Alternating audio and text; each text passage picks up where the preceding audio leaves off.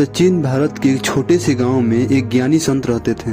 उनका नाम महर्षि अरविंद था। लोग दूर दूर से उनके पास आते और उनसे ज्ञान की बातें सुनते हैं, लेकिन महर्षि अरविंद कभी सीधे सीधे कुछ नहीं बोलते हैं। वे हमेशा किसी न किसी संकेत या प्रतीक के माध्यम से अपना विचार व्यक्त करते हैं। एक दिन गांव के कुछ युवक उनके पास आए और पूछे, गुरुजी सत्य क्या है, कृपया हमें बताइए। महर्षि अरविंद ने मुस्कुराते हुए युवकों को अपने पास बुलाया और कहा, क्या तुम सच में सत्य जानना चाहते हो? युवकों ने सहमति से सिर हिलाया। फिर महर्षि अरविंद ने उन्हें एक खाली कागज का टुकड़ा दिया और बोला, यह लो और इस पर सत्य लिखो। युवकों ने सोचा यह तो बहुत आसान काम है। उन्होंने तुरंत अपने विचार के आधार पर सत्य को परिभाषित करना शुरू कर दिया। किसी ने लिखा ईश्वर सत्य है, तो किसी ने लिखा प्रेम सत्य है, और किसी ने कहा सत्य केवल वो है जो दिखाई देता है। तब तो महर्षि अरविंद ने सभी के कागज देखे और फिर हंसते हुए बोले, तुम सभी ने अपने अपने सत्य लिखे हैं, लेकिन क्या तुम में से कोई दावा कर सकता है कि यही सत्य है? युवकों ने विचार किया और फिर एक एक करके सभी ने अपने कागज फाड़ दिए। महर्षि अरविंद ने कहा,